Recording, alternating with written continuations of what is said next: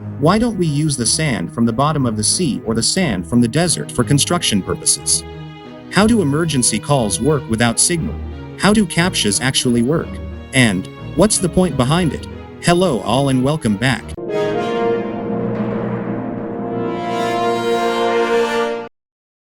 Why don't we use the sand from the bottom of the sea or the sand from the desert for construction purposes?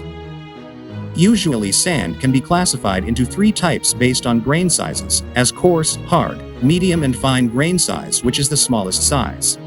Coarse grains are mostly large and rough. Medium-sized grains are medium in both size and roughness.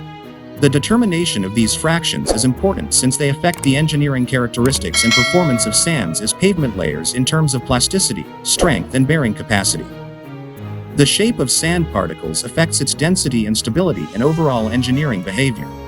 Smooth, rounded particles would offer less resistance to rearrangement than angular or elongated particles with rough surfaces, like the coarse grains. Sea and desert sands seldom satisfy these requirements of traditional specifications for use as a construction material, especially in their untreated states. Desert sand grains are finer and smoother, so their surface chemistry would not be able to offer sufficient number of multidirectional chemical linkages. If their grain size is too small, the slurry slip in the concrete would have poor strength. If this sand is kept dry, these bonding bridges provide considerable bearing strength.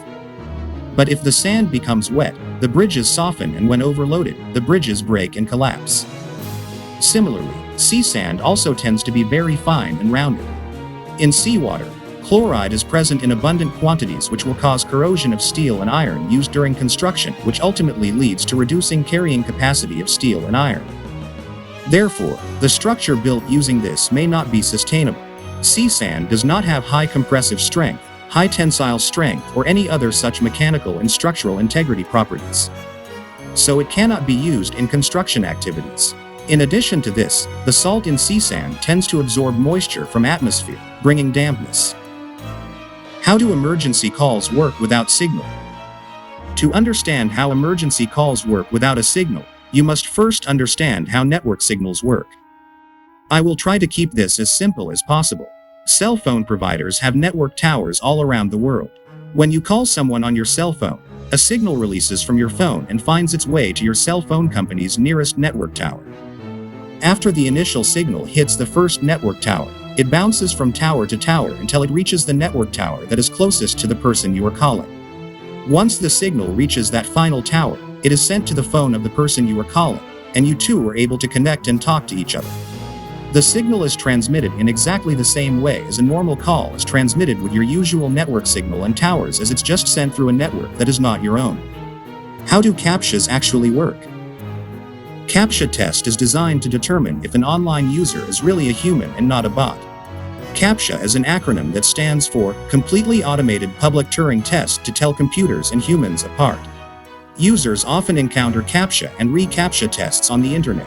Such tests are one way of managing bot activity, although the approach has its drawbacks. Although CAPTCHAs are designed to block automated bots, CAPTCHAs are themselves automated. They're programmed to pop up in certain places on a website, and they automatically pass or fail users. How does it work? What's the point behind it? Classic CAPTCHAs, which are still in use on some web properties today, involve asking users to identify letters. The letters are distorted so that bots are not likely to be able to identify them.